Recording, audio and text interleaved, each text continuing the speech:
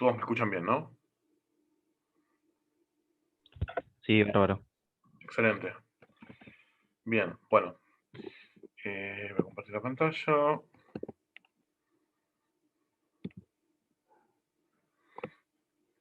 Mm.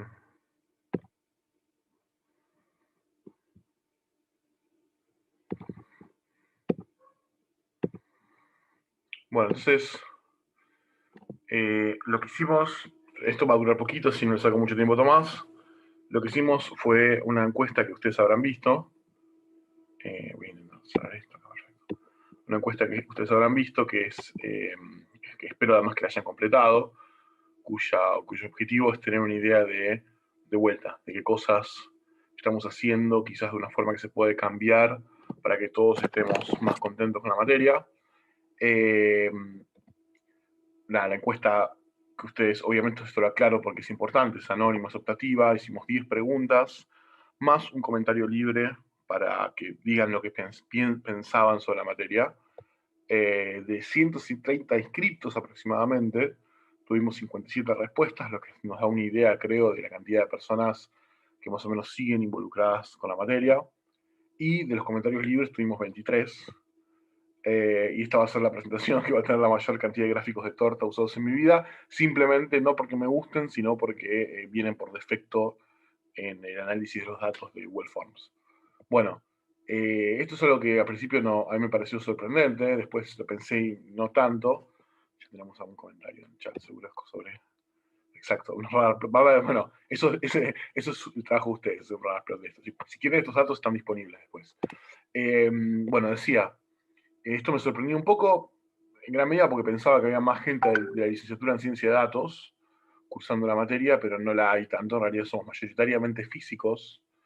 Aproximadamente la mitad de nosotros somos físicos y el resto, de hecho hay más gente de otras carreras de exactas, supongo que biología, geología, atmósferas, etcétera, que de la licenciatura en ciencia de datos. Eh, bueno, ambas no puse la opción, pero supongo que habrán completado con lo que está más cerca de su corazón, ¿no? En mi época yo estudiaba física y matemática, pero en realidad decía que era estudiante de física, entre otras cosas porque esperaba recibirme antes de físico, que es lo que efectivamente terminó pasando. Bien.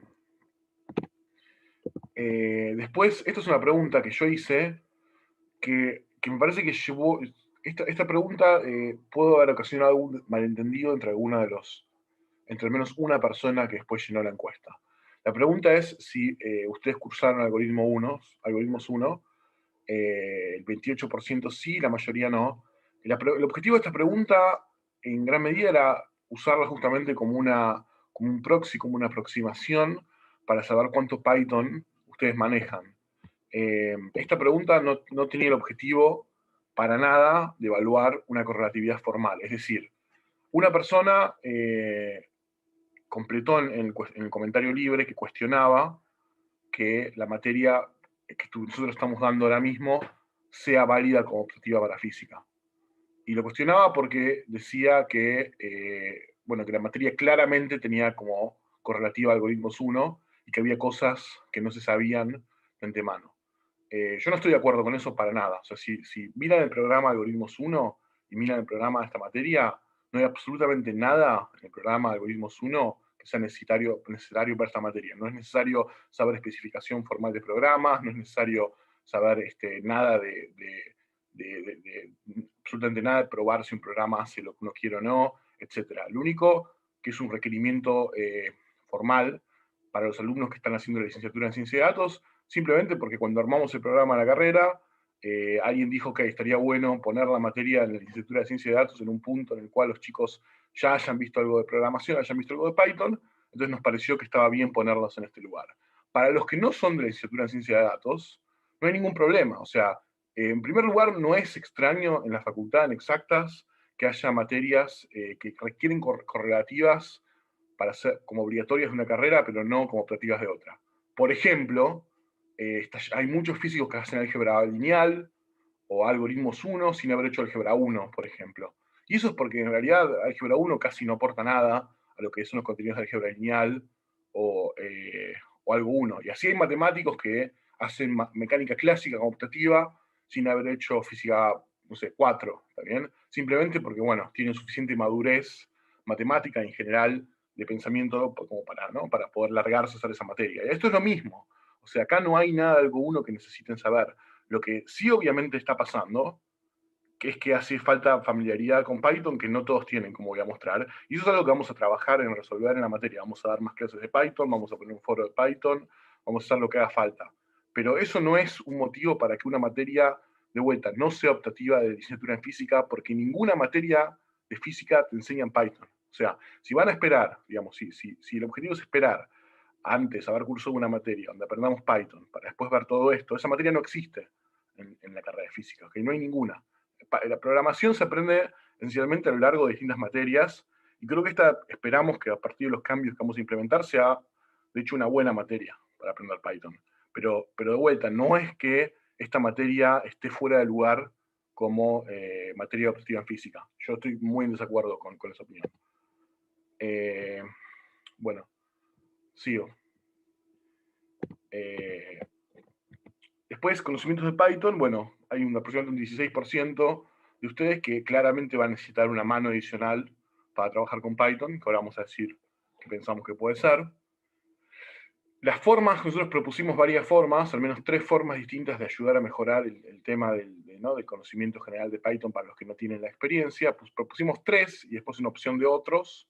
En la opción de otros, básicamente, todas las respuestas, perdón, fueron o bien no necesito, o sea, no me hace falta, o bien alguien sugirió que hay un curso de la facultad que se llama Exactas Programa, que está muy bueno para los que no tengan background en programación y quieren aprender, pero bueno, eso lo dejamos acá como sugerencia, pero creo que ya es un poco tarde, digamos. Entonces, volvamos a las 3 opciones que propusimos. Arrancar todos los viernes un rato antes. Todos los viernes, en realidad, podrían ser todos los martes y viernes. La realidad es que no tenemos por qué hacerlo únicamente los viernes. Y arrancar antes, o sea, digo, darle más carga horaria a la materia, poniendo, no sé, una hora antes, nos conectamos y todos los que tengan dudas de Python, ahí nos arremangamos, trabajamos con Python y resolvemos los problemas. No hay ningún problema, lo hacemos eso. De hecho, eso es lo que vamos a hacer. Y después, si hace falta, no las otras 2 opciones, si hace falta, podemos dar una clase además, que sea, no sé, 3 horas dedicadas únicamente a lo que haga falta ver de Python. Pero no, vamos, no es... o sea, digamos, estamos dispuestos a hacer lo que haga falta para que mejore, digamos, el entendimiento de los temas de Python. Bien. En general, de esta pregunta lo que se desprende es que un porcentaje, un 30% le gustaría que los notebooks de Python estén explicados con más detalle, más comentarios, etcétera, cosa que ahora lo vamos a tener en cuenta. La velocidad de las explicaciones, en general la gente no se queja, salvo muy pocos casos de que vayan muy rápido. O sea, creo que el problema no es tanto en las teóricas, entre comillas, o la parte teórica, sino más en la parte práctica. Y la primera ejercitación a nadie le pareció demasiado difícil, le parecieron lo bien adecuado, fácil. ¿Está bien? Esas son las preguntas obligatorias. Por suerte, bueno, lamentablemente hay personas que tienen problemas para ver las clases en vivo. Eso es el motivo justamente por el cual las grabamos y hacemos todo disponible en otros formatos. Hay creo que una persona que también tiene problemas para ver las clases diferido en YouTube.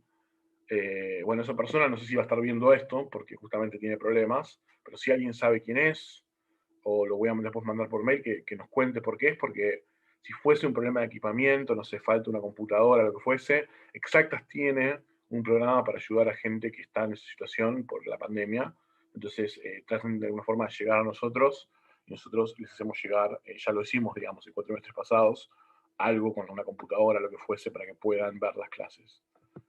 Por último, por suerte, nadie parece tener problemas para acceder al campus virtual.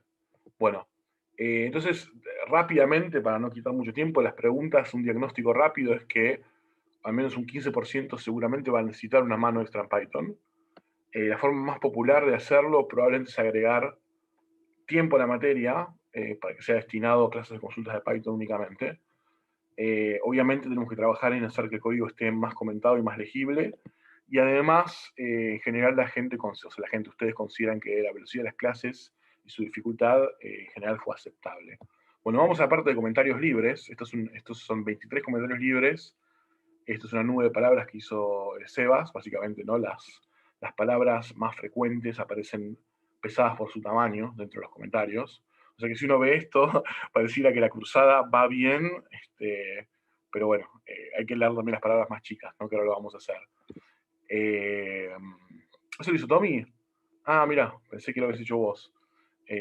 Bueno, entonces, bueno, Sebas Tommy es como un, ¿no? Un híbrido. Sugerencia aceptada, semáforo verde significa que la vamos a implementar de alguna forma. Semáforo naranja significa que deberíamos charlarlo antes de ponernos a implementarlo o que lo podemos probar. Y algún comentario que esté marcado con semáforo rojo significa que no va a ocurrir por varios motivos o por motivos que yo voy a explicar. Entonces ahora vamos a listar los comentarios que ustedes hicieron, los vamos a parafrasear por un tema de privacidad, ¿no? No vamos a cortar y pegar nada de lo que ustedes han escrito en el Google Forms. Antes que eso, esto no lo dijiste vos, Sebas, ¿para qué me dan textos si ya saben cómo me pongo? Esto es algo que creo que esto sí lo hiciste vos, Sebas, ¿no? No, ese fue Tommy. Ah, se fue Tommy, bueno. No, todo Tommy. Perfecto. Sí, sí, sí. Acá cambien Tommy. Quéjense con él.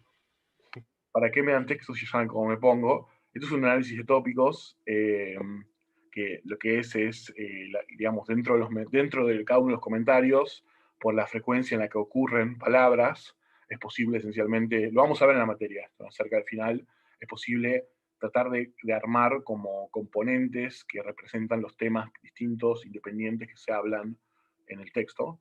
Entonces, se puede representar como número de palabras, es decir, las palabras importantes para una de esas componentes aparecen más grandes. De vuelta, esto lo vamos a ver en la materia. Entonces, acá hay un tópico que tiene palabras importantes como cursada, bien, salgan, TP, encuesta, próximo. Bueno, somos optimistas, lo interpretamos como el tópico vamos bien. Después tenemos un tópico abajo que dice larga, cuesta, teórica. Bueno, nada, esto ya no es tan fácil interpretarlo de una forma optimista. Yo creo que este tópico es el tópico problemas con las teóricas. Después tenemos un tópico que claramente es el tópico de problemas con Python. Python, saber, código, tema, a veces materia, etc. Y después este último es más difícil de interpretar, pero creo que hace referencia a la idea de dar clases de consultas de Python. También compañeros, haga, apoyo, hacer, preguntas, desafío, etc. Este es básicamente, ¿no? Como algunos de ustedes mencionaron esta idea de dar clases de apoyo, creo que está plasmado en este tópico. Entonces, de esto es más o menos lo que hablaron en los comentarios y ahora vamos a ver algunos con su semaforito. Entonces, esto ya casi terminamos y lo dejo a Tommy. Se tarda mucho hablando de teoría antes de introducir el código. Esto tiene semáforo naranja, eso quiere decir que puede ser que sea un problema en algunas clases y que sea evitable, y en otras no tanto. O sea, digo, vamos a tratar de que no hablen, digamos, de no prolongar mucho la teoría que hablamos para que también nos lleguen cansados y demás. Pero bueno, tampoco podemos prometerles que va a pasar siempre, simplemente porque hay algunas clases donde va a haber un poco más que otras de teoría. Sigo. No queda claro qué es importante en la teoría y qué es accesorio. Esto es semáforo verde, o sea, yo entiendo qué quiere decir esto. Entiendo que a veces ponemos teoremas o definiciones o lo que fuese y no les queda claro qué tan importante es eso a lo que hace la parte práctica o aplicada de la materia, ¿no? Entonces, se pierde un poco la idea de qué es, bueno, de qué es lo que hace a la materia importante. Eso lo podemos resolver simplemente poniendo una etiqueta que diga importante o resaltándolo. Cambiar el tono de voz y hablar más alto, eso lo podemos hacer. Digo, cambiar el tono de voz es ¿no? modular, tratamos de modular y hablar más alto también dentro de nuestras limitaciones vocales, ¿no? Usar más ejemplos en las explicaciones teóricas, por supuesto, esto lo podemos hacer. Plantear objetivos más claros en la ejercitación obligatoria también. Esta ejercitación obligatoria, la realidad es que ustedes piensen que es la primera vez que hacemos esto. Esta es la primera vez que yo en mi vida inclusive estructuro una materia alrededor de notebooks de Google Colab. Entonces, esperen que las ejercitaciones se vayan volviendo mejores con el tiempo, como todo en la materia en general. O sea, estamos empezándolo, nunca lo hicimos, mucho menos en un entorno virtual. Así que esperamos que las nuevas ejercitaciones vayan siendo mejores cada vez. Esto, comentar mejor el código de los notebooks, esto sí también, de hecho, ya lo van a ver, o si ya lo vieron, si ya abrieron el código del notebook de Tommy de hoy, van a ver que está mucho más claro comentado. Más ejemplos de la vida real, en regresión hubo pocos. Esto también es algo que inclusive está ya en los notebooks a partir de hoy. Está, ¿no?, un poco menos esa idea de datos sintéticos, que bueno, que justo en regresión es un tema en el cual no es tan fácil explicarlo sin hacer eso, pero van a ver que ahora empezamos a sumar ejemplos de la vida real. Modelar el chat es algo que sugirió porque le pareció que era difícil a veces separar lo que se habla de lo que se dice más en tono jocoso. Eso lo pongo como semáforo naranja simplemente porque creo que es algo que deberíamos decidir entre todos, si el chat está siendo un problema o no, o digamos, yo entiendo por un lado que es algo que es importante para entender, digamos, para ver las preguntas que hacen los compañeros, pero también, qué sé yo, es un poco un desahogo de, ¿no?, de socialización, siempre que no se vaya de las manos en la situación actual que no está tan buena. Entonces, eso es algo que yo creo que lo podemos dejar en suspenso y entre todos más o menos decidir si se está desbarrancando o no el chat. Alguien pidió conceptos más sofisticados, mechados en las clases teóricas. Y bueno, esto es difícil, porque contradice mucho lo que piden otras personas. O sea, si metemos más cosas en las clases teóricas, van a ser más largas y basta contradecir la primera cosa que pidieron. Así que no siempre lo vamos a poder hacer. ¿Qué más? Seguimos con el semaforito. Bueno, tratar de hacer que los notebooks tengan una convención más o menos estructurada, o sea, que no parezca, no sea tan obvio que fueron hechos por diferentes personas, sino que estén uniformizados. Eso es algo que ya estamos trabajando en hacer. Bueno, los notebooks pasan muy rápido como para que se entiendan o sirvan. Ok, esto es un punto delicado. Es un tema de tiempo, o sea, vamos a hacer lo posible para que entre dentro de la clase una explicación lo más detallada posible de los notebooks, y si no, bueno, nos veremos en las clases, en la hora inicial de consultas de Python o lo que fuese, pero esto es algo que depende mucho del tiempo. Más apoyo con Python totalmente, ahora voy a decir específicamente qué vamos a hacer.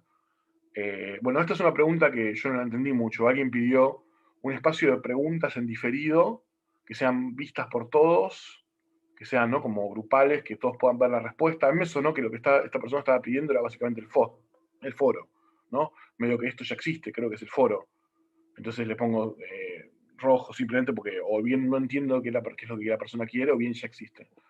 Guías de ejercicios, ok, esto es algo que pusimos naranja porque en realidad ya hay guías de ejercicios, o sea, las guías obligatorias son guías, ¿está bien? Las guías obligatorias son guías, o sea, ustedes pueden consultarnos para esas guías, de la misma forma que nos consultan para cualquier otra guía. De hecho, si van al foro, van a ver gente preguntándonos cómo hacer tal cosa y nosotros les damos una mano. O sea, simplemente son obligatorias para darle una idea de regularidad a la materia, pero no son, está bien, como un examen, son guías de ejercicios. Pero igual, si lo que necesitan es más que eso, se lo podemos dar. De hecho, ustedes ya vieron que subí una, creo que la hizo Seba, es así, en ese caso sí, una guía extra regresión, o sea que ya hay una guía adicional que subimos, y además Tommy agregó en su clase de hoy al final también ejercicios para que ustedes puedan hacer, nada, su práctica. Leer en voz alta las preguntas del chat antes de responderlas. Bueno, esto es algo que obviamente lo podemos hacer, y es un problema típico de que no estamos muy cancheros con la virtualidad. O sea, a mí nunca se me hubiera ocurrido pensar que alguien que ve la clase de forma sincrónica tiene un problema porque yo no repito ¿no? Yo leo el chat y la persona no tiene acceso al chat, entonces la persona no sabe qué es lo que están preguntando. Obviamente podemos leerlas para evitar ese problema. Cambiar la modalidad de las clases, armar grupos para la parte práctica. Esto de hecho hoy lo vamos a hacer.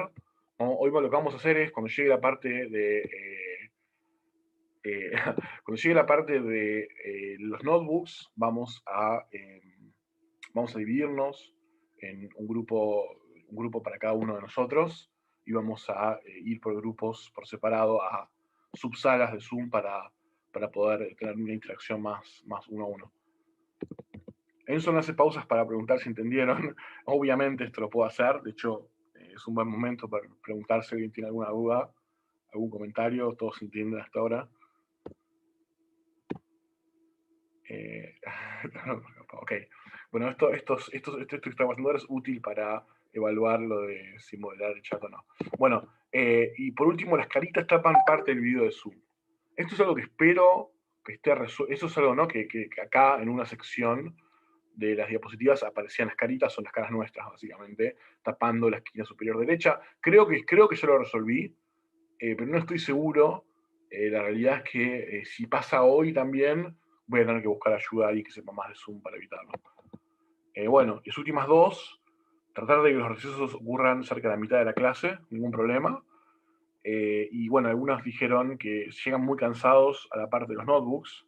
Bueno, esto es algo que podemos de vuelta tratar de evitar siendo clases más cortas, pero que en última instancia algunas clases pasarán. O sea, es algo que depende un poco de los temas. Pero bueno, vamos a tratar de poner distancias que alivien este problema. Entonces, finalmente, para terminar y ya dejarlo a Tommy, una sola sala se va a grabar, efectivamente. Lamentablemente, en este caso creo que la idea es que se grabe la sala de la persona que armó el notebook. Por ejemplo, hoy se grabaría la sala de Tommy. Pero bueno, eso sería un problema inevitable. Entonces, los cambios de la materia a partir de la encuesta son los que seguro van a ocurrir. Primero, a partir de la clase que viene, o sea, a partir del viernes que viene, vamos a reservar el aula una hora antes para consultas de Python. Y después veremos cuántas consultas hay, y en base a eso veremos cuántos de nosotros estamos en las aulas una hora antes y demás. Esto no va a ser la misma aula que la de la clase, va a ser otra aula probablemente, yo se les voy a mandar por mail durante la semana. Después vamos a ver, esto lo vamos a ver de vuelta. A menos que no haga falta, veremos en qué momento conviene agregar una clase de 3 horas extra con todas las preguntas de Python, sobre todo si vemos que lo anterior no alcanza. Bueno, esto es lo que les dije recién, usar breakout rooms para dividirnos para la parte de las notebooks. Después, esto ya lo estamos haciendo. Al final de cada notebook agregamos un resumen de las partes del código que son más importantes. O sea, estas líneas de código es lo que vos te puedes llevar a tu casa para entrenar un clasificador de este tipo, evaluarlo, sacar los parámetros, etcétera, ¿no? Como lo condensado del notebook. Después agregamos un foro para consultas de Python específico. Manejamos una latencia baja de respuesta en el foro. Eso quiere decir que cuando ustedes preguntan algo, en general respondemos muy rápido. Lo cual habla de que además de que estamos dedicando de tiempo, ustedes no están preguntando tanto. Entonces, nada, eso significa que todavía hay ancho de banda disponible para que hagan muchas más preguntas de las que están haciendo. Y después todo lo demás, ¿no? Vamos a esforzarnos en hablar más alto, claro, comentar mejor el código, uniformizar el código, usar mejores ejemplos, dar objetivos más claros de ejercitación, sacar las caritas del Zoom, etcétera, etcétera, etcétera. Entonces, esto era lo que yo les quería contar de lo que vamos a tratar de hacer para que la materia mejore a partir de ahora. Y bueno, si no hay ninguna, o sea, aprovechemos ahora, si hay consultas, si hay comentarios sobre esto, si alguien quiere agregar algo, y si no, le damos a Tommy ya para que arranque la clase. Me parece que cuando te dijeron, hola, buenas tardes, primero. Pero me parece que cuando te dijeron de que digan en voz alta la pregunta, se debe a que, yo porque lo vi en diferido, no sale la pregunta y vos das una respuesta. Claro, es por eso. Es por eso, pero si no, cuando estás así hablando no hace falta. Y también pasa lo mismo con otras materias que también han hecho eso, porque si no, no se entiende a veces cuando dicen las cosas. Sí. No estoy de acuerdo, simplemente porque cuando Lori hace una pregunta en el chat, la persona que ve el video en YouTube no ve cuál es la pregunta y es obvio. Simplemente que uno, bueno, ahora me doy cuenta, antes ni me lo imaginaba que era un problema eso. Mailén pregunta si vamos a dividir las salas con algún criterio. La realidad es que sería medio complicado, no sabemos bien qué criterio usar. Si también subimos el chat nosotros. No sabemos la verdad mucho qué criterio usar. Yo propongo que empecemos con un criterio medio aleatorio y después vemos cómo se reacomoda. O si les parece, hoy lo hacemos aleatorio. Bueno, es una pregunta. Ignoremos ese último comentario. La otra forma de hacerlo es hacer otra encuesta más, preguntándole a cada uno el nivel que maneja Python y después usar eso para dividir las clases. Tampoco nos burocraticemos tanto. Digamos, no quiero hacer una encuesta para cada cosa que haga falta hacer en la materia. Entonces, empecemos así y vemos cómo avanzamos.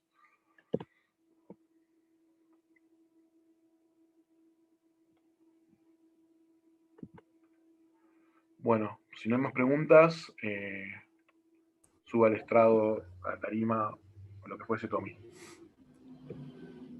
¿Estamos entonces? Bueno, bien. Entonces arrancamos con la clase de hoy.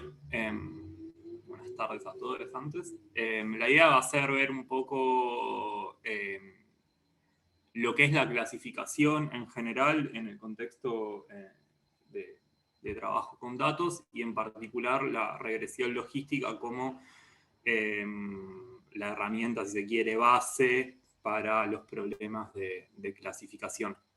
Entonces, como motivación quería contar algunos ejemplos que se me ocurrieron. No quiero decir que sean ejemplos o casos de uso con los que yo me haya enfrentado, pero que entiendo que muchas veces va por acá. Por ejemplo, en el caso de un banco, poder predecir si los clientes van a caer o no en la mora de la tarjeta de crédito, o sea, si van a poder pagar todo el saldo de la tarjeta o van a pagar solo el mínimo o van a efectivamente no pagar nada a partir de los ingresos de esa persona y otros tipos de antecedentes que pueda llegar a tener.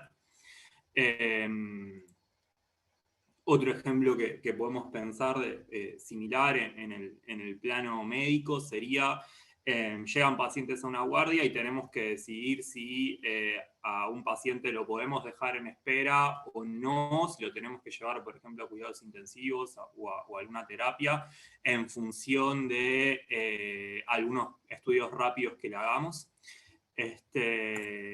Y uno último que se me ocurre, que es, por ejemplo, el problema de poder predecir si va a llover o no, en función de que yo sé, yo puedo predecir bien, por ejemplo, cuál va a ser la temperatura o la humedad al día siguiente, pero no puedo predecir si llueve o no. Bueno, tratar de poder asignarle a un día esa categoría, lloverá o no lloverá.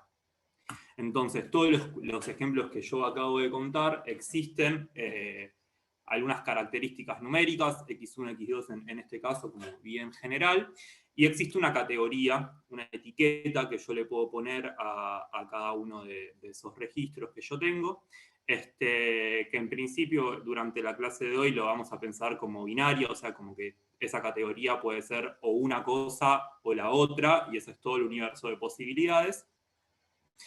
Y entonces, cuando nos enfrentamos a estos problemas, de lo que estamos hablando es de clasificar. Es decir, a partir de conocer cuáles son los datos x2 y x1 de un determinado registro, poder clasificar a qué categoría en particular pertenece ese registro. ¿Hasta acá estamos? ¿Motivados? Digo, ¿se entiende cuál es el problema? Bien. Joya. Entonces, pasemos un poco a lo que va a ser el recorrido de la clase. Primero quiero hablar de la hipótesis de representación, que es cómo vamos a pensar a este problema de clasificación en una primera instancia. Después vamos a hablar de un concepto que es la frontera de decisión, muy propio del algoritmo que vamos a usar. Voy a hablar apenitas, o sea, muy al pasar, de cómo se buscan los coeficientes, o sea, cuáles son los parámetros y cómo se buscan en este nuevo modelo. Y para cerrar, antes de ir a la práctica en Colab, voy a hablar un poco de, bueno, qué pasa si yo, en vez de tener una categoría binaria, como les mencioné al principio, tengo una categoría que puede tomar más de 2 posibilidades. Bien, entonces, como ya les dije anteriormente, vamos a suponer un problema de este estilo, en donde tenemos los ingresos, por ejemplo, de los clientes de un banco, y tenemos una etiqueta asignada a cada uno de esos clientes que nos dice que solo paga el mínimo la tarjeta de crédito o que paga todo.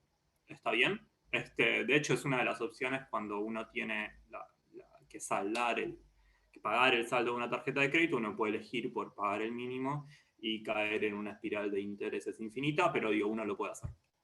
Entonces, lo primero que vamos a hacer es llevar a una lógica binaria, si se quiere, estas 2 posibilidades de el paga todo o solo el mínimo.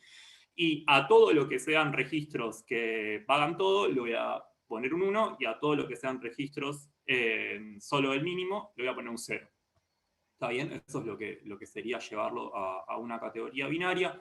En este caso, yo estoy usando el 0 para solo el mínimo y el 1 para el paga todo, pero es totalmente indistinta esa elección. A veces, si se quiere, se trata de que el 1 sea la presencia de algo y el 0 sea la ausencia de ese mismo algo, para tratar de buscarle una lógica a la asignación del 1 y el 0, pero en principio no es más que una convención o algo que uno tendrá que decidir en última instancia cuando esté codeando. Bien, entonces, una vez que hicimos esto, quiero invitarles a decir, che, tratemos de ajustar esto por una lineal. Digo, tengo datos que están en el 0, tengo datos que están en el 1, tengo mi eje numérico, que son los ingresos. Podría tratar de pensar que esto es un problema de regresión lineal, como los que vimos la clase pasada. Entonces, acá quiero un poco que debatamos qué problemas o qué beneficios puede tener este abordaje, donde la idea sería que yo puedo agarrar y tirar una recta que en función de los ingresos me prediga si vamos a pagar todo o vamos a pagar solo el mínimo. ¿Se les ocurren cosas sobre esto que yo acabo de escribir? ¿Se les ocurre qué puede haber de malo en esto o qué puede haber de bueno? Y por lo pronto te puede dar que alguien va a pagar 0.2 o 0.3, o sea, que no te va a clasificar en 0 o 1. Bien, tal cual, o sea, excelente. Como lo primero que pasaría es que la imagen de la lineal no está acotada entre 0 y 1. Bien, también te volvería valores en el medio, pero si uno quiere, podríamos, no sé, fijar un umbral acá, en el medio, y decir, todo lo que me haya caído de este lado, lo voy a mandar a que paga todo, y todo lo que está de este lado lo voy a mandar al solo el mínimo, pero en principio, como bien decían por ahí, hay un problema con la imagen de esta función, que claramente se excede del 0 y el 1, y que si uno, un poco yendo a lo que dicen ahí en el chat, si uno quisiera resolver ese problema de los valores en el medio como alguna forma de la probabilidad de que alguien pague todo o que solo pague el mínimo, es verdad que si me voy y tengo un valor por encima de 1, ahí ya la idea de probabilidad empieza a volverse extraña, y lo mismo si empiezo a tomar valores en la imagen negativos. Entonces, eso me parece que el umbral de los que pasan también lo podrías reducir de 0 a 1. ¿A qué te referís? ¿A restringir los ingresos? ¿A acotar los X? Ah, sí, ok, sí, está bien. Uno también, perfecto. Sí, genial. Buenísimo. Lo que preguntaban ahí es, bueno, lo que está acá lo podés llevar hacia ese valor. Sí, tal cual, sería una posibilidad. Ahora, lo que a mí me parece interesante, como para descartar de un plumazo esto, es qué pasa si, imagínense que con estos datos son los que yo entreno efectivamente el modelo, y supongan que el día de mañana se sumó un registro más, que yo lo quiero sumar, digamos, al entrenamiento de mi modelo, porque digo, bueno, a ver, ahora junté más datos, tratemos de ajustar el modelo, y supongamos que hay un punto que me cae acá. Fíjense que ese punto básicamente va a hacer que mis predicciones cambien abruptamente. O sea, son totalmente distintas a las de antes. Porque si yo tenía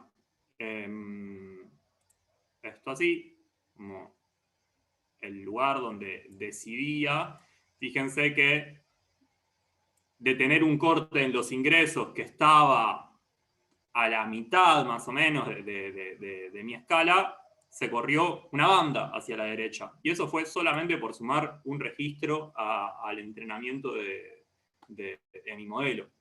Entonces, en principio, pareciera ser que la lineal es demasiado sensible a este tipo de variaciones que nos alteran rotundamente nuestro modelo, además de las que mencionábamos anteriormente, que parece que estábamos todo el tiempo tratando de emparchar la situación, porque teníamos que decir que si la imagen era superior a 1, la teníamos que llevar a 1, si era menor que 0, la teníamos que llevar a 0, etc. Sí, tal cual, eso seguro, sí, seguramente, no estoy diciendo que no, y eso probablemente, este cambio, o sea, lo que están diciendo ahí es, che, igual alguien de muchos ingresos podría decidir pagar el mínimo, eso claramente puede pasar, y me da la sensación de que en esa lógica la lineal va a funcionar aún peor, porque eso me va a modificar bastante más la función f de x de beta. Entonces, se entiende un poco por qué tenemos que rápidamente abandonar la idea de tratar de modelar la clasificación a partir de una regresión lineal. Bien, joya. Entonces, me siento libre de hacer esto y decir, no es por acá.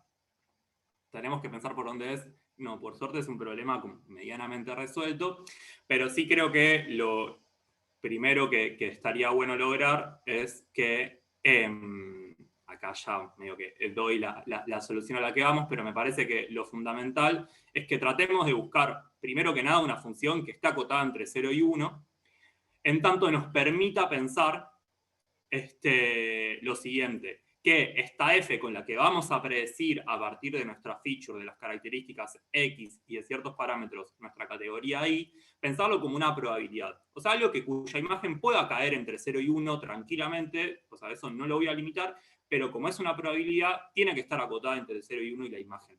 ¿Ok? O sea, no puedo proponer una función bajo este universo donde yo estoy pensando que tiene que ser una probabilidad, no puede...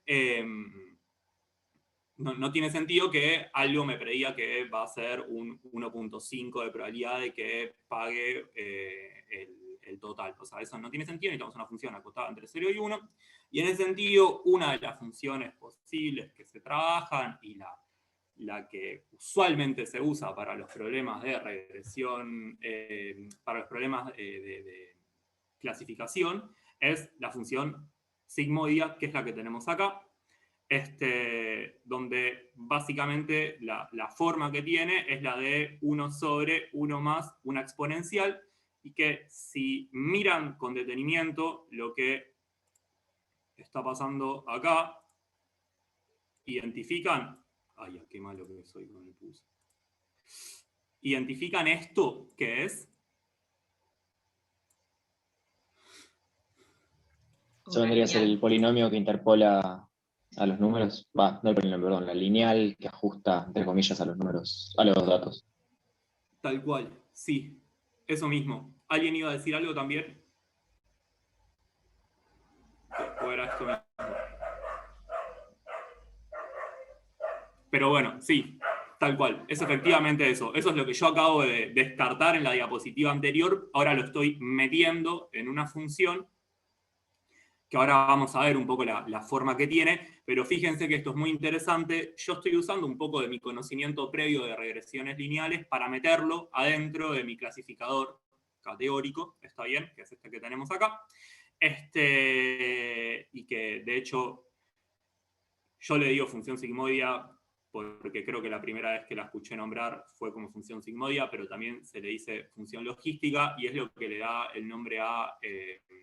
este clasificador, que es regresión logística, o el proceso de hacer una regresión logística es el que nos permite clasificar de forma binaria una categoría a partir de ciertas características numéricas. ¿Está bien? Entonces, antes de pasar a la siguiente diapositiva, quiero un poco enfatizar esta notación de acá, que es la misma que puse acá, que yo lo que estoy queriendo decir es que voy a pensar a esta función f de mis características y de los parámetros como la probabilidad de que un registro sea valga i, dado que tengo a mis parámetros beta y a las features x.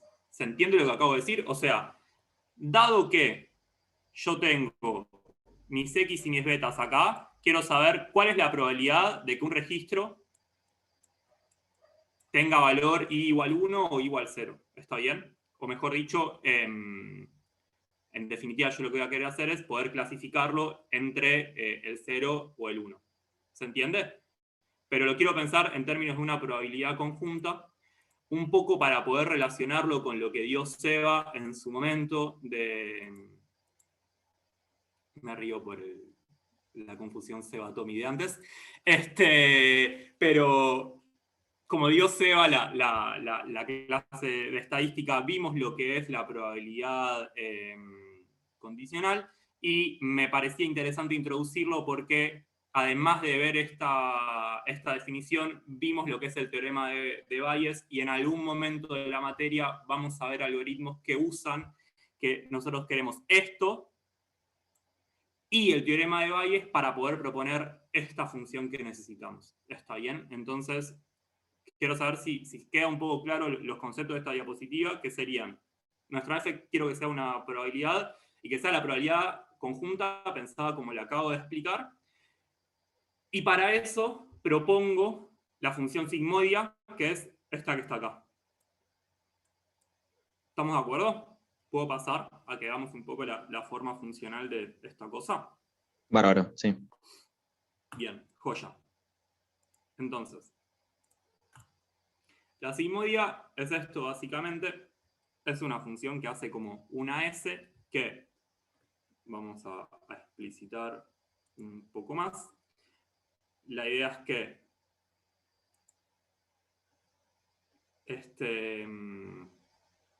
esta P de I, X y beta, ¿alguien puede decirme bien cómo hacer para ver la forma de esta función? O sea, voy a tomar un par de límites para que veamos que efectivamente cumple, que está acotada entre 0 y 1.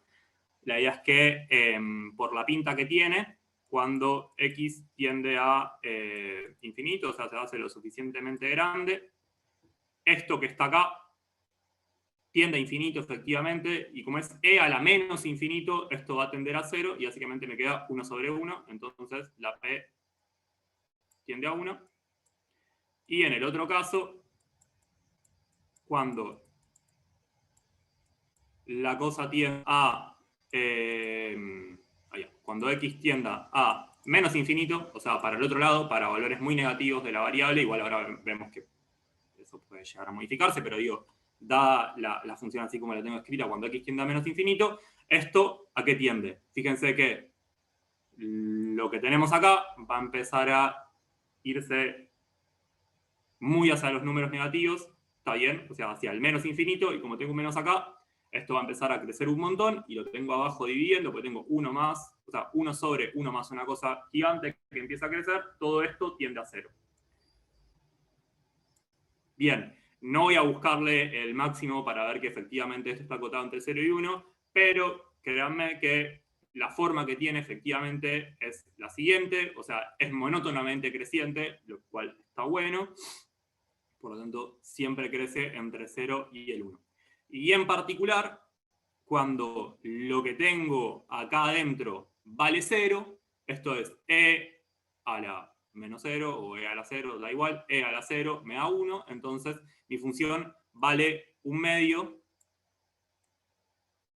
cuando el argumento, en este caso yo puse X, pero digo, en general, para no tener que indicar cuánto vale beta 0 ni beta 1, en general cuando mi argumento se hace 0, o sea, el argumento que tengo acá, lo que veníamos pensando antes como el polinomio lineal que usábamos en regresión lineal, se hace 0, esta cosa me da 1/2.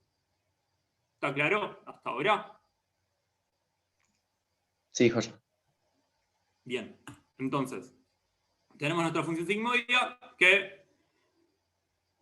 ¿Por qué I está de parámetro? Ok, está bien. Esto puede haber sido una confusión porque yo al principio mostré... uy, no tengo que hacer líneas rectas. Así. Yo al principio... Bueno, evidentemente así tampoco. Había dicho x2 y x1, y la variable i se la había dado en las formas y en los colores de los puntos que yo había dibujado. ¿Está bien? Yo acá tengo un problema en donde tengo una única feature. Lo que yo les estoy mostrando, tengo un solo X. ¿Ok?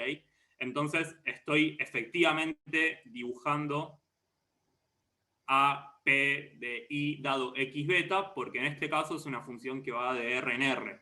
O sea, yo le pongo un valor real de X y me devuelve un valor real que es mi I, efectivamente. Cuando yo tenga este problema, va a ser una función que vaya de R2 en R, ¿ok? Y ahí no la voy a poder dibujar con tanta facilidad. Pero en este caso lo que yo les quería mostrar es la forma funcional de la sigmoidea, ¿ok? Entonces, Juan, si se termina de entender por qué I está, o sea, no es un parámetro I en este problema, lo estoy poniendo efectivamente como la variable dependiente. Joya. Perdón, Me esto cuesta leer sería- la pregunta. Si hubieses puesto I igual 1, sería la probabilidad condicional, ¿no? De que I tenga el valor de 1, dado X y beta. O sea, I puede valer 0 o 1 acá, porque es una etiqueta. Entonces, la probabilidad de que I valga 1, dados tus parámetros y tu valor de X, eso es la forma esta que está acá escrita. Solamente que faltó poner I igual 1, digamos, en la izquierda, ¿no?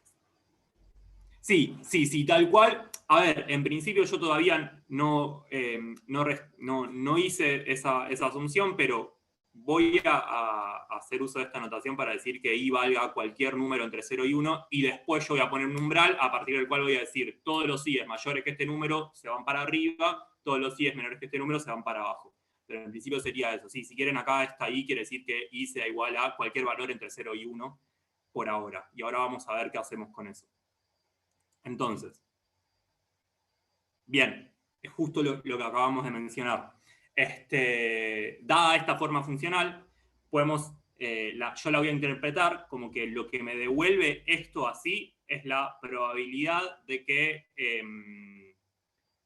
cierto registro pertenezca a la categoría que nombré I igual 1, en el sentido de que si me da 0, es 0 probable de que ese registro su categoría será 1, si me da 0,5 es un 0,5%, o sea, un 50% probable que esa categoría la asigne para el 1, y si me da un 80%, o sea, si me da un 0,8, eso es qué tan probable es que es un 0,8 probable que valga efectivamente 1 ese registro.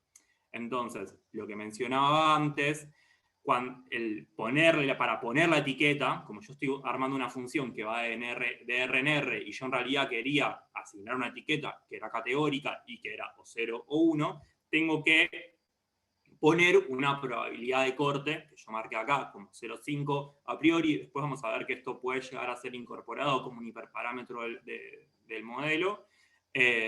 Si recuerdan, hemos mencionado la palabra hiperparámetro ya, pero no la quiero saltar hoy esa discusión, la veremos más adelante. Pero bueno, en algún punto tengo que decir, che, bueno, esta es la probabilidad de corte. Las cosas que o sea, que dado X y beta me devuelvan más que tal corte, las voy a asignar al 1 efectivamente. En este caso yo elegí en 0,5. ¿Ok? Entonces, todo valor que me dé por arriba de 0,5, yo voy a decir, la etiqueta es 1. Y lo que me dé por debajo, voy a decir, la etiqueta es 0.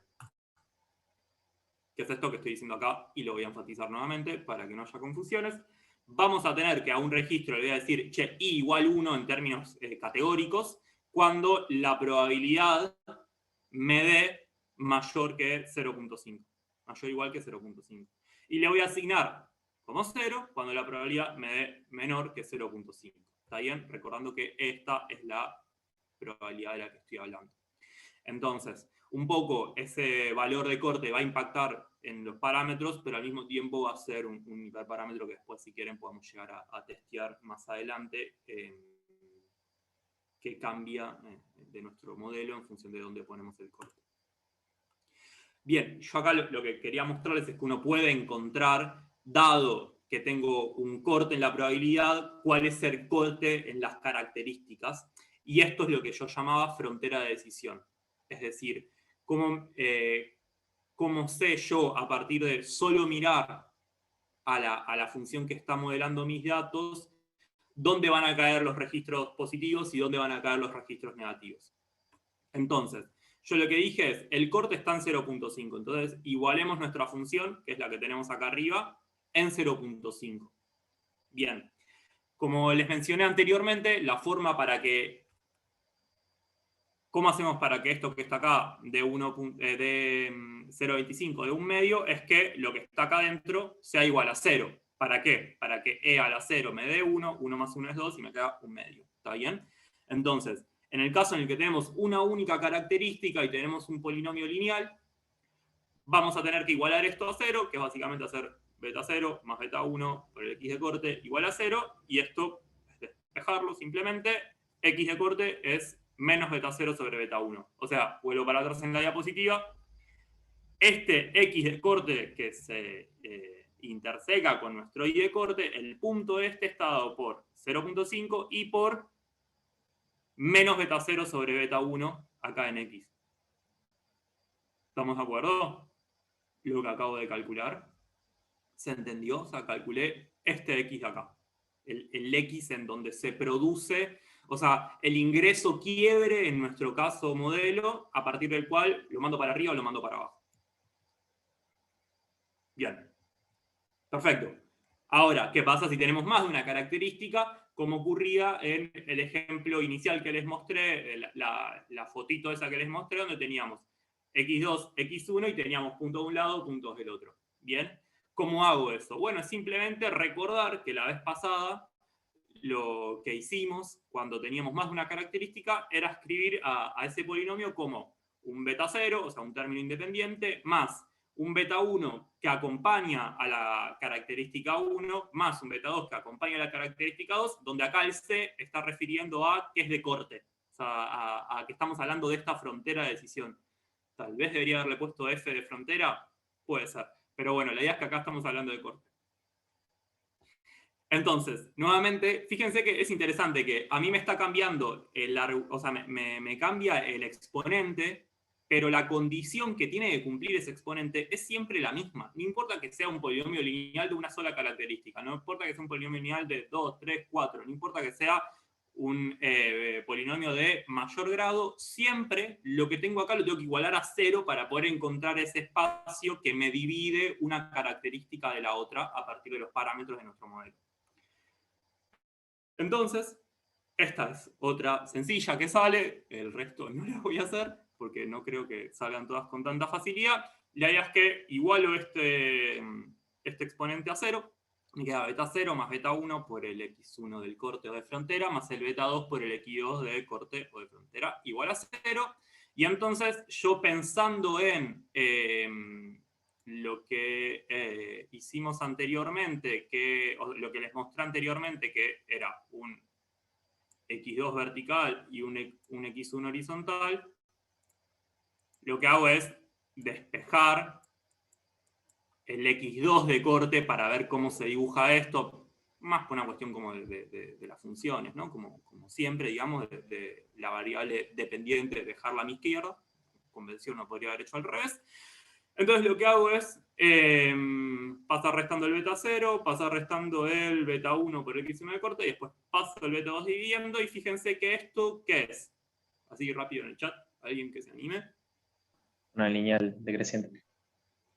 Bien, tal cual. Sí, en principio si los coeficientes son positivos, lo que es esto es una cosa así, de vuelta. Soy muy malo dibujando a mano alzada. Pero efectivamente es una relación lineal entre x2 y x1. Bien, joya. Así de simple. Y lo interesante de esto es que no está dependiendo de dónde cayeron mis datos. O sea, sí, porque en principio uno ajusta el modelo en función de los datos. Pero es interesante que es algo como que queda plasmado, digamos. Esta frontera queda plasmada y para nuevos datos futuros esta frontera va a seguir estando, digamos. Y uno puede conocer a partir de ver esta frontera cuál va a ser el comportamiento del algoritmo de regresión logística, el algoritmo de clasificación, o sea, la regresión logística que estamos usando. Perdón, una pregunta. ¿Vamos? O sea, ese Sí. corte te dice que si a vos, por ejemplo, a ver, no me acuerdo cómo hacer para marcar yo cosas. No. Ponele que te cae un x1, x2 a la altura del 0,5, ¿no? Del 0,5 texto. Sí. Acá. Claro. O sea, ahí podrías decir Acá. que bueno, sí. Sí, el, dale, punto, dale. el punto rojo grande vendría a estar como de un lado del corte y se va a comportar de, qué sé yo, te lo va a marcar como 0 y el punto de la derecha del corte te lo va a marcar como 1. ¿Eso quiere decir? Es exactamente eso. Sí, o sea, lo que me está haciendo esto, que de hecho lo van a ver en documentación y todo, es crearme un lado del mundo. Me elegí el peor color para pintar, porque no pinta. De un lado del mundo vamos a tener que nuestros registros van a ser tipo asignados a una determinada categoría, y del otro lado vamos a tener, no entiendo si funciona lo que estoy haciendo o no. Sí, se ve medio Vamos a raro, pero se tener ve. otra categoría, porque yo ahora no los veo, no entiendo. Pero bueno, me llegué a explicar con esto último, o sea, yo quería como colorear un lado de la recta de un color y el otro lado de la recta de otro color, porque básicamente lo que hace esa frontera es dividirnos al espacio de registros en los dos valores que estamos laburando, o 0 o 1, o sea, o una de las posibilidades de la categoría o la otra posibilidad de la categoría. ¿Estamos?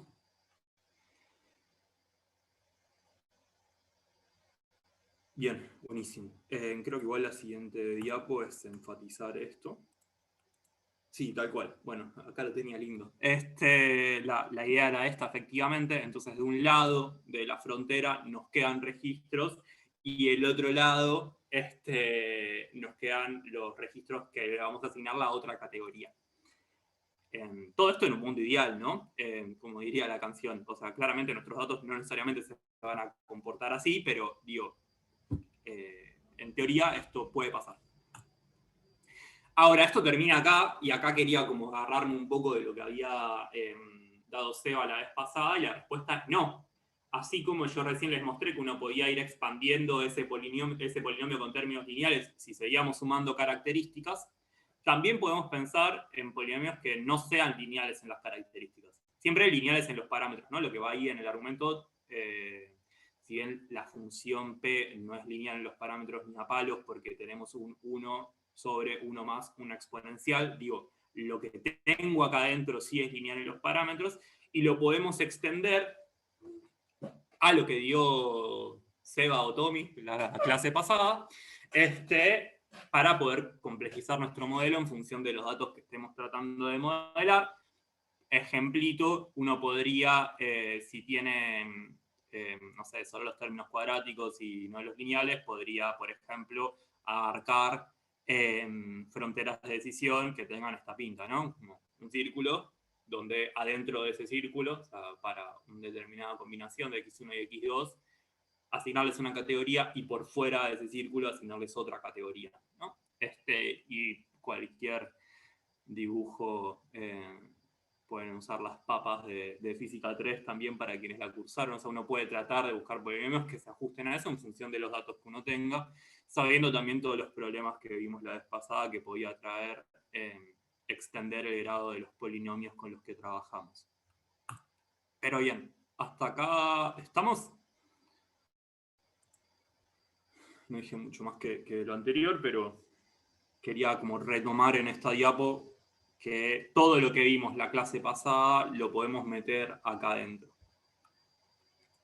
Bien, joya. Me parece que acá terminamos con lo central de la clase, que era presentar el problema de clasificación y cómo, cuando tenemos variables numéricas para predecir variables categóricas, podemos usar a la regresión logística como un método para clasificar los datos con los que nos enfrentamos. Dame un segundito. Bien, seguimos. Entonces, ahora voy a dar una mínima, o sea, les voy a mostrar en realidad cómo es que se aborda el problema de la búsqueda de los parámetros, en donde dejamos de usar cuadrados mínimos. O sea, lo que hacíamos, preguntan ahí por el chat por qué funciona interpretar el valor de la logística como probabilidad. Bien. Me parece que hay una cuestión asociada. Los puntos que la logística estima con 0.1 son 10% probables ¿A eso te referís? O sea, si le da un valor de 0.1, sí, esa interpretación es efectivamente, o sea, tenés, si querés, es 100% probable que, dadas esas características y los parámetros que vos tenés, que le asignes... creo que la interpretación es así. O sea, si te das 10%, o sea, si te das 0.1 la probabilidad, lo que significa es que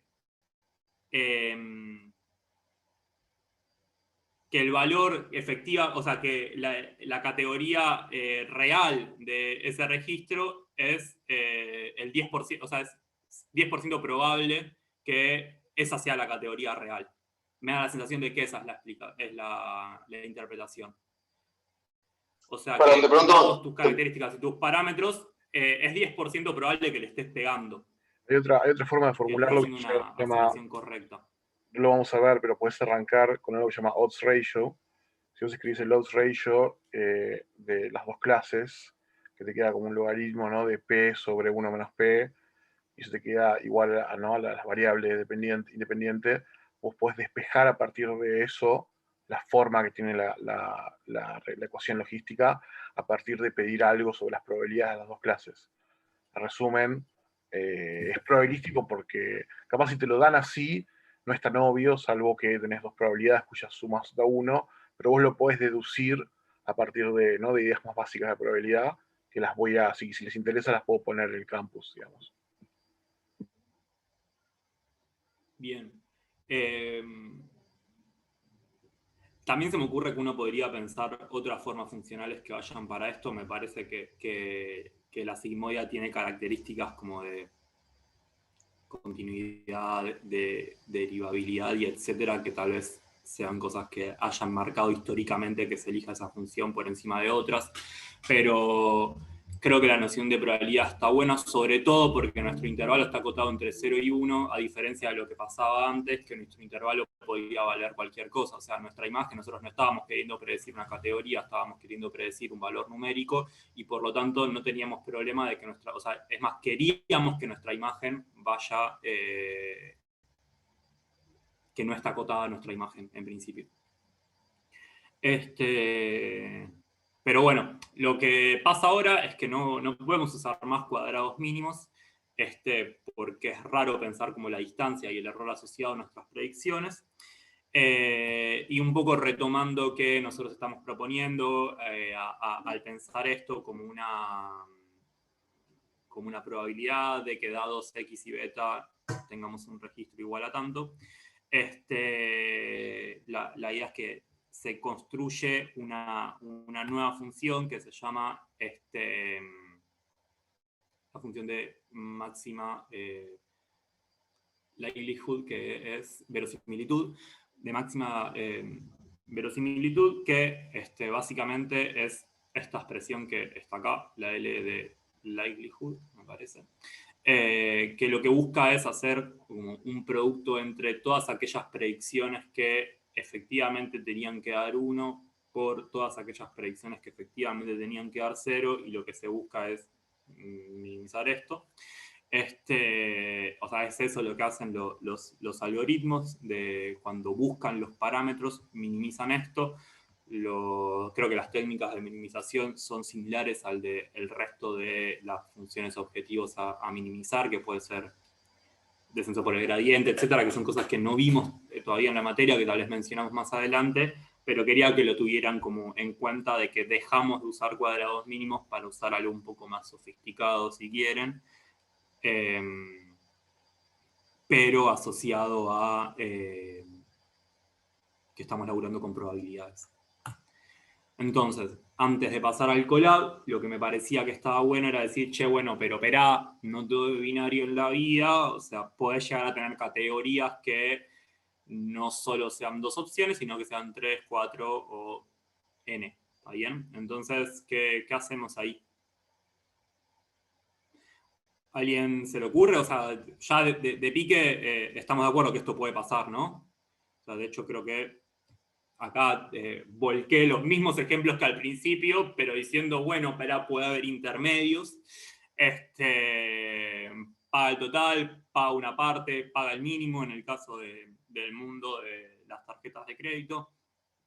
No sé, en el caso médico podría decir, bueno, puede esperar en la sala de... puede esperar en la guardia, tiene que pasar a terapia intermedia o de una intensiva. El clima, llueve, nublado, no llueve. O sea, uno podría pensar que lo que teníamos antes, siempre puede haber una categoría en el medio o más extrema todavía. Y preguntan por el chat, ¿hay alguna función sigmoida que tenga 3 cambios? O sea, pues lo que estás diciendo es, che, tal vez algo del estilo... a ver, algo del estilo como de esta pinta, ¿no? Como una cosa que de pronto se vuelve a planchar allá y después vuelva a crecer, como algo así. Donde si quieren acá vamos a tener el 1, acá no sé, tengamos el 0,5 y acá tengamos el 0. Bien. Me parece que el problema de este enfoque es que acá sí tenés un ordenamiento jerárquico entre las categorías que no necesariamente tiene por qué existir. Y creo que esto puede ser problemático. O sea, ¿dónde elegís como... dónde tiene que ir esa segunda categoría entre la primera y la última? Puede ser problemático. Entonces, lo que en general se hace es lo siguiente. Comparar cada categoría contra el resto.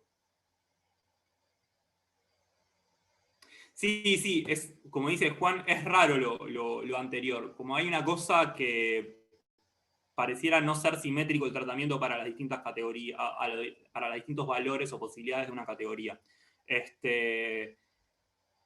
Entonces, lo que decía es que el enfoque que vamos a usar y que me parece que en general se usa para este tipo de problemas es el de uno contra todos. Tenía un nombre en inglés, pero no me acuerdo, creo que es Vol versus Juan versus Or o algo así. Efectivamente, o sea, compara cada valor posible de tu categoría contra el resto. O sea, binarizalo, pero de la siguiente forma. O sea, antes teníamos, registros X, B, o sea, A, B y C, que los teníamos con distintos colores, y lo que digo es, espera, primero pensá lo que es A y lo que es no A. Este simbolito es de no A, o sea, lo que no es A lo voy a llamar no A. No lo voy a diferenciar más entre B y C.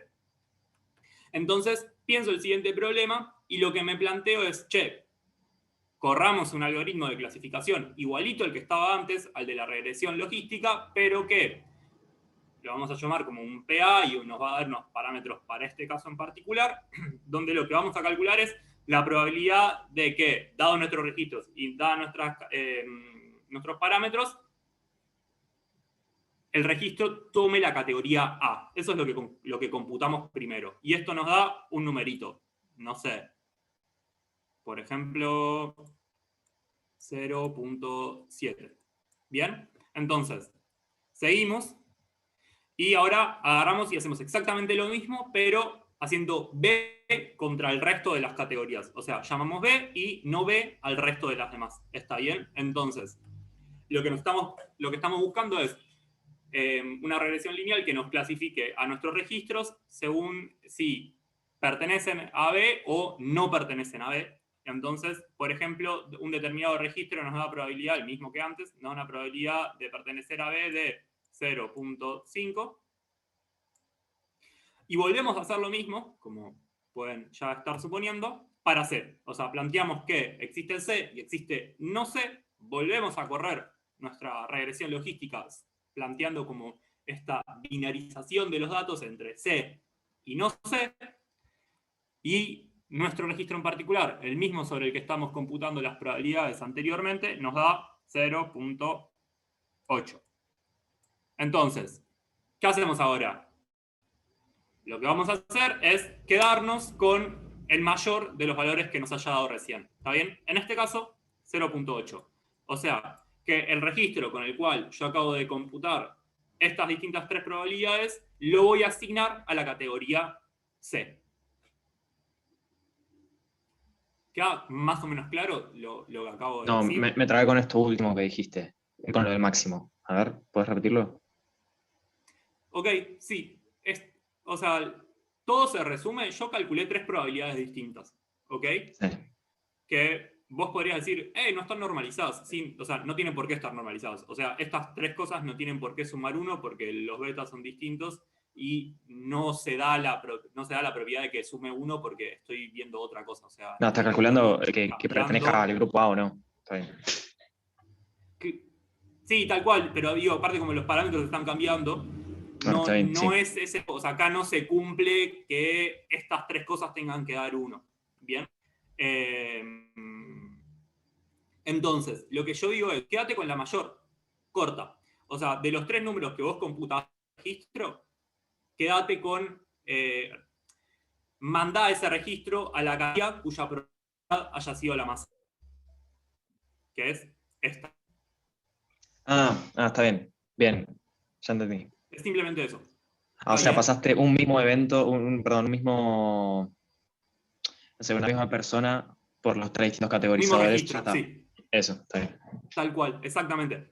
O sea, entiendo que la forma de hacer esto es, si uno lo quisiera codear de cero, porque vamos a ver que scikit-learn vos le podés meter directamente cosas que no estén binarizadas y te va a devolver las categorías a las que pertenece cada uno de los registros. O sea, te va a devolver un modelo, o sea, te lo va a modelar, digamos. No te va a decir, no, tenés que hacer lo que dijo Tommy de calcular las 3 cosas por separado, o sea, no lo va a hacer automáticamente, pero en el fondo lo que está haciendo es esto. Entrena el modelo, en este caso, 3 veces. Una pensando en no A, otra pensando en B no B y otra pensando en C no C. Y a cada registro, o sea, para cada registro se queda, si querés, o mejor dicho, o sea, una vez que lo entrené, después puedo ver si ese entrenamiento me predice correctamente o no la categoría de mis datos y cómo lo va a predecir esa categoría de tus datos, preguntándose cuál de estas 3 probabilidades es la mayor. ¿Está bien? ¿Quedó un poquito más claro? Sí, quedó claro, bárbaro. Perdón, Tomás, yo todavía no terminé de entender. ¿Qué significaría entonces la elección de esta probabilidad mayor? ¿Para qué sería útil? ¿Qué es lo que nos dice? Te dice que efectivamente tu registro lo vas a tener que etiquetar como que pertenece al mundo C. Es eso. Ok.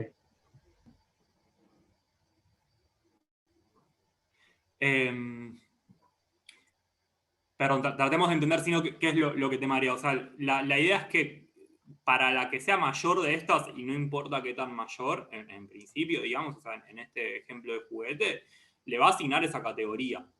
Porque se dio cuenta al calcular las 3 que lo más probable, o sea, lo que mejor le va a ese registro es llevarlo a la categoría C. Esa es la interpretación o eso es como la forma en la que va a tener el modelo de regresión logística de catalogar a estos registros. ¿Ok? Vale. Joya. Ahí nos dicen, ahora en el caso binario, la salida en el caso binario se puede interpretar fácilmente como una probabilidad suma 1 y tal. Pero en este caso mismo, si normalizamos los valores para que sumen 1 y todo se pierde la interpretabilidad probabilística, ¿no? Claro, es un poco lo que dice Seba después, que la interpretación probabilística la haces dentro de cada clasificador por separado. O sea, lo que tiene sentido pensar como una probabilidad y lo que va a estar, ay Dios, lo que va a estar normalizado es justamente cada uno de estos registros por separado, porque lo que va a seguir valiendo, y si quieren eso lo escribo, lo que va a seguir valiendo es que la probabilidad de no A, o sea, de que no caigan A, va a ser igual a 1 menos la probabilidad de asignarle al registro la categoría A. ¿Está bien? O sea, acá está la interpretación probabilística y eso va a valer para cada uno de los clasificadores por separado, si quieren. Pero esto. Creo que de hecho uno podría tratar de pensar este problema. O sea, lo que yo estoy diciendo acá es que tengo una categoría C tengo X y tengo 1, 2, 3 y registros, tipo una tabla, ¿no? Siempre esto está bueno. O sea, no por nada dimos pandas la primera clase y nos va a acompañar por el resto de la materia, medio que estas cosas siempre las podemos interpretar como tablas. Hasta ahora tenemos esto, y lo que estaría pasando es que yo en C puedo poner A, B o C, ¿no? También lo que uno podría pensar para la lógica binaria con la que estábamos laburando antes, esto C de categoría, puedo llegar a ponerle etiqueta para que sea más feliz.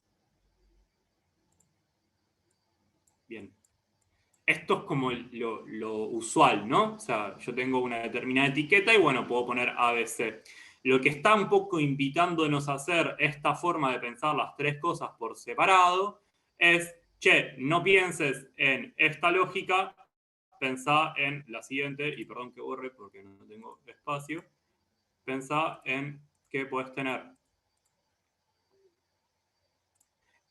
A, E, B y S como tres columnas, digamos, de nuestro data frame, donde vos para un dado registro vas a tener, ahí sí, nuestra forma binaria que previamente vimos, 1, 0, 0, 0, 1, 0, y así sucesivamente, ¿está bien? Entonces, sobre cada uno de estos aplico mi regresión logística, entonces voy a tener una columna, si quieren, de predicción para ver si mi modelo funciona, o para registros nuevos voy a poder tener eso, y como a cada una le voy a poner un numerito entre 0 y 1, me voy a quedar con la categoría cuyo numerito entre 0 y 1 sea más grande. ¿Aclaró algo esto o oscureció? Yo para saber qué tanto tengo que usar el pizarrón y qué tanto no. Tommy, por ahí visualmente si haces la frontera entre las distintas categorías y te fijas dónde caería un nuevo registro, si cae, no sé, en la intersección de la frontera de A y B, entonces lo que te está dando esa probabilidad es en esos casos el valor más alto sería, bueno, este es polémico, este registro, pero lo vamos a poner que es el más parecido a A, por ejemplo. O bueno, en el caso este, a C. No sé si me expliqué bien. O sea, si ahora pones, claro, un nuevo registro, te podés fijar en qué parte de todo ese mapa te cae. Bien, sí, tal cual. Va por ahí, o sea, si yo tengo un registro acá, lo más probable es que se lo asigne a A. Si yo tengo un registro acá, ya por las fronteras veo que se lo voy a asignar a B, la pregunta sería, ¿qué pasa? Si tengo un dato acá, me voy a tener que fijar como, creo, qué tan cerca está de las tres fronteras para poder asignárselo a uno u a otra categoría. Bien. Posta, acabo, o sea, siento que perdí a todo el mundo y me gustaría tener alguna especie de feedback sobre esto, de si efectivamente me llega a explicar bien o... No, para o mí hay va re bien, algo... Tommy, discúlpame una pregunta. Sí, El cuadro que hiciste arriba, sí. que pusiste los parciales de la etiqueta de A, de B, de C. Ahí ¿es dicotómico 1-0 o son las probabilidades parciales para después decidir a qué etiqueta va? Eso es lo que no entendí. Bien, bien. Excelente la pregunta, gracias. En este caso en particular es 0 o 1 porque yo estoy hablando de las categorías. O sea, si quieren, este es mi set de datos de entrenamiento. O sea, esto es lo que yo efectivamente sé qué categoría tienen y entonces puedo asignarles un 1, 0, 0, 0, 1, 0, así como antes en la misma tabla, cuando yo tenía solo etiqueta, le ponía A, B o C. ¿Se entendió, Pablo, creo? Sí. Te estoy siguiéndote, dale. O sea, esto es porque son mis datos de entrenamiento. Lo que digo es, de esta forma, o sea, con esta forma de estructurar mis datos, debería llenar esos espacios con la probabilidad de A iría a este registro. La probabilidad de B iría a este lugarcito. O sea, suponete que el I yo no lo conozco y lo estoy tratando de predecir. El iésimo registro que me quedó acá. Y la PC iría a esta columna. ¿Está bien? Y entonces yo me fijo de esos, ¿cuál es el máximo? Y efectivamente ahí puedo decir, bueno, listo, este registro pertenece a la categoría... Ay, qué feo. A la categoría A, por ejemplo. Porque el máximo es A. ¿Quedó claro? Ahora, Y ahí ¿qué quise computarías un marcar 1. con esa estructura? Y ahí, claro, o sea, cuando me fijé que efectivamente esto me dio que la mayor probabilidad era A, ahí le pondría un 1, por ejemplo, para... porque sí, porque yo estoy laburando con cosas categóricas, ¿está bien? Entonces tengo que decir, che, esto es un 1 y el resto son 0 inmediatamente. Claro, o sea, eso es una submatriz que te dice este ítem pertenece a esta categoría y no pertenece a todas estas otras categorías, Tal cual. básicamente. Sí. Es eso. O sea, quería mostrarles esa estructura porque es un poco es un poco lo que en el fondo está haciendo el algoritmo cuando le metemos más de 2 posibles categorías. O sea, lo que en el fondo hace es pensar que tenés un 1 en lo que es el universo A y tenés 0 en el B y 0 en el C. Para entrenarse, ¿no? El algoritmo para entrenarse. Lo ve de esa forma, quiero decir. ¿Estamos entonces? Sí, pero un paso antes que eso, para cada registro le saca la probabilidad condicional, y después, bueno, lo manda al A, al B o al C con uno en este caso. Pero antes de eso, claro, lo que dijiste vos, esto lo hace para cada registro. Para cada registro le saca la probabilidad condicional. Sí, tal cual, porque Para cada recuerden que registro, esto es. sí. Claro, recuerden que esto es. Tengo que igual después lo vamos a enfatizar más, y si ahora queda un poco ahí en el limbo entre entender y no entender, quédense tranquilos, lo vamos a ver más adelante, pero digo, recuerden que yo tengo mis datos reales, digamos, ¿no? Yo tengo mis datos que están ahí, que ya los obtuve de algún lado, los tengo. Ok. Quiero entrenar un modelo de clasificación, o un modelo cualquiera, quiero entrenar un modelo cualquiera a partir de esos datos. ¿Está bien? El modelo en general lo que hace para entrenar es testear qué tan bien le va prediciendo los datos que ya conoces. Por eso es que partimos de etiquetas 1, 0, 0, 0, 1, 0, 0, 1, 0, e igual sobre las que ya sé, el algoritmo me va a hacer los cálculos que tiene que hacer porque tiene que testear qué tan bien anda o qué tan mal le va, y en función de eso ir cambiando los parámetros. Entonces, por eso es que, aunque yo sepa cuál es la etiqueta de mis datos reales, el algoritmo vuelve a predecir sobre eso y digo, en base a eso se define el score, o sea, qué tan bien le va o no le va a un algoritmo prediciendo los datos, o la entropía condicional, o lo que sea, digamos. Pero eso. Y además puede existir que yo le pida sobre un nuevo registro con el cual yo no entrené los datos, que efectivamente me prediga, y a eso es algo que llamamos una predicción, digamos. ¿Estamos? Ahora sí. Yo diré algo en el chat que no sé si lo vieron, tampoco quiero complicar mucho, pero que es que o sea, el problema de esto es que la regresión logística devuelve un numerito solo, ¿no? Entonces ese numerito vos lo puedes interpretar como una probabilidad, lo cual automáticamente define cuál es la probabilidad de que no sea de esa clase, porque hay 2 clases, suman 1, ¿no? Entonces alcanza con un solo número.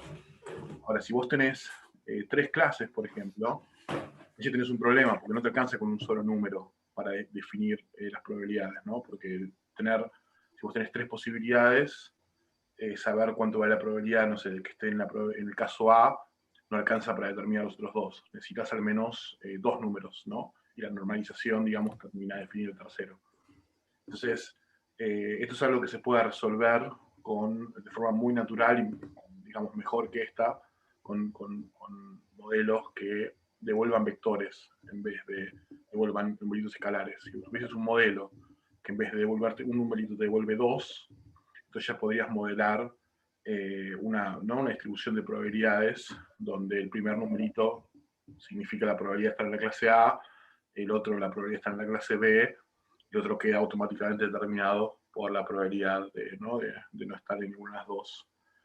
Y eso se puede hacer con cuantas clases como quieran, siempre que tu modelo devuelva un vector de si tenés n clases, n-1.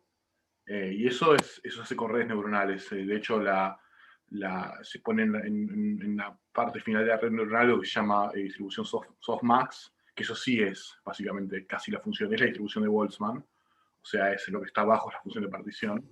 Y es una suma de exponenciales, y eso es lo que vos usás efectivamente cuando vos... O sea, esto que dijo Tommy se puede usar y está perfecto, pero si vos querés realmente que sumen las tres clases, las probabilidades, que acá no pasa, tenés que hacer eso. Y en ese caso suman 1, y el caso límite en el cual tienes una distribución de esas softmax con 2 clases, es la regresión logística.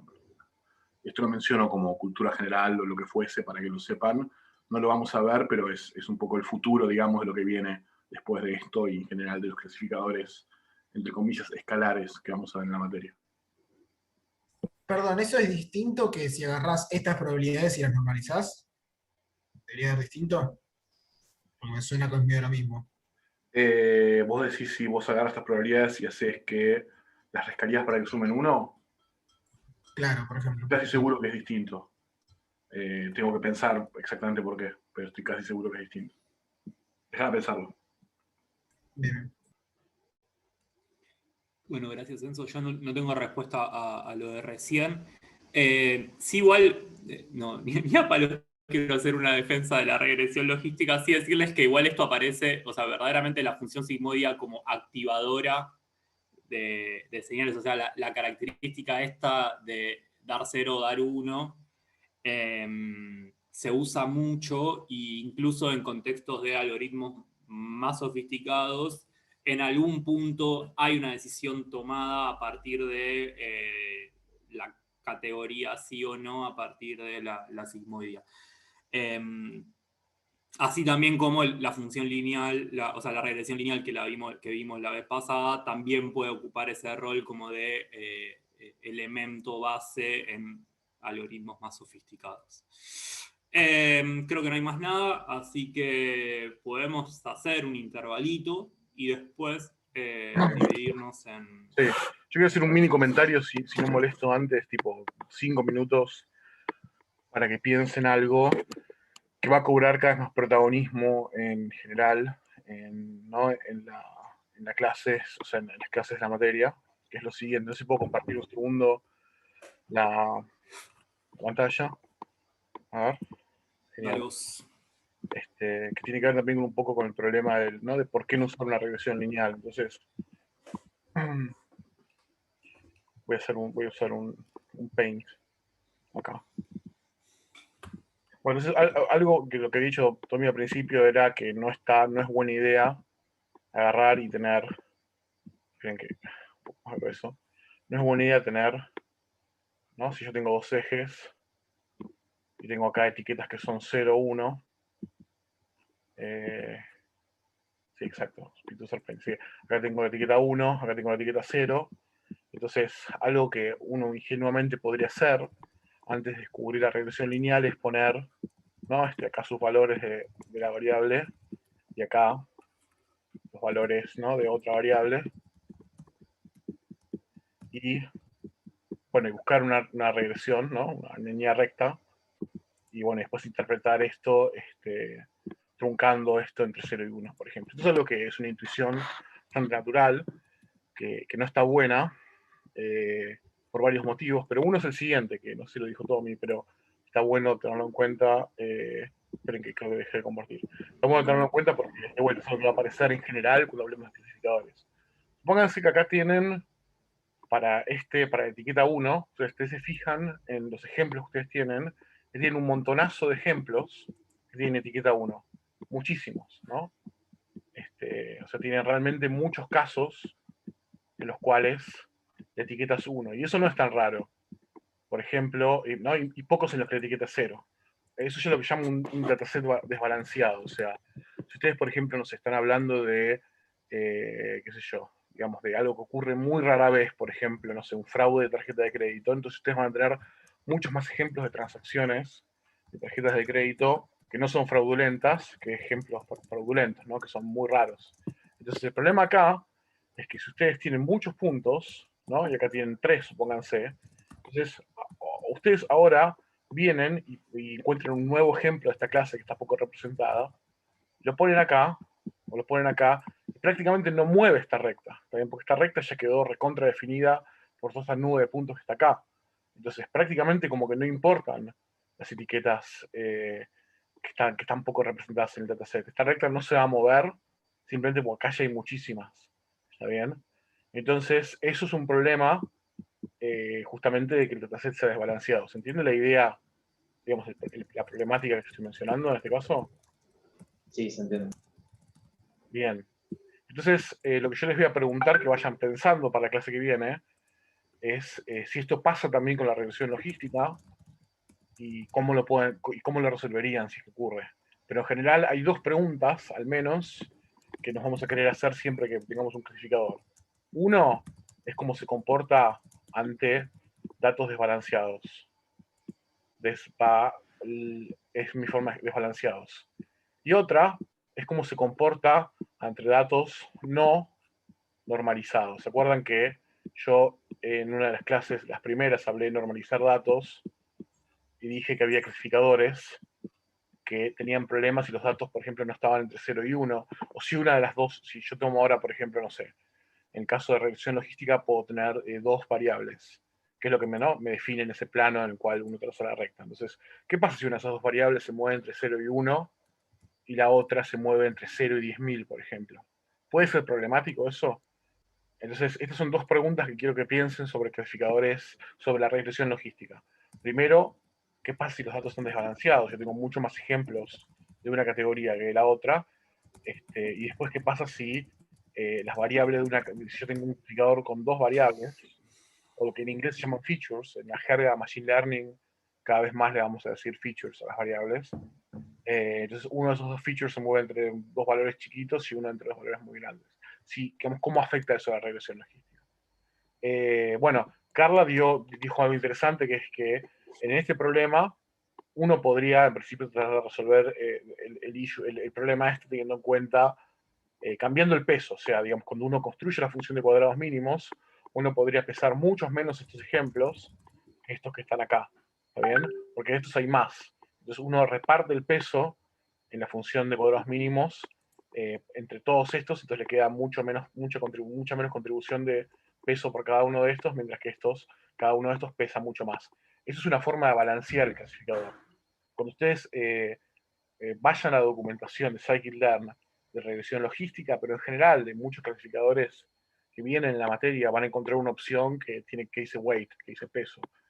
Y esa opción generalmente tiene que ver justamente con hacer algo como lo que dijo Carla, tratar de modificar algo en la función de costo para que deje básicamente de quedar todo determinado en gran medida únicamente a los datos de la clase más representada.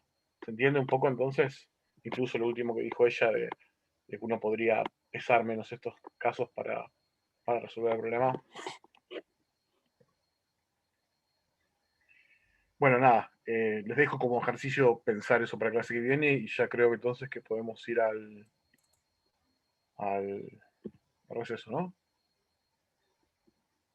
Dale, sí. ¿En qué hora estamos? ¿Y 35? 7 menos 5 arrancamos, no sé, como para darnos un respiro y ahí mandarnos con el collab, si les parece. 7 y punto, ya está, ¿no? Menos 5 es medio. Dale, bueno. Descansamos y nos quedamos por acá respondiendo preguntas. Dale, a las 7. Bueno, 7.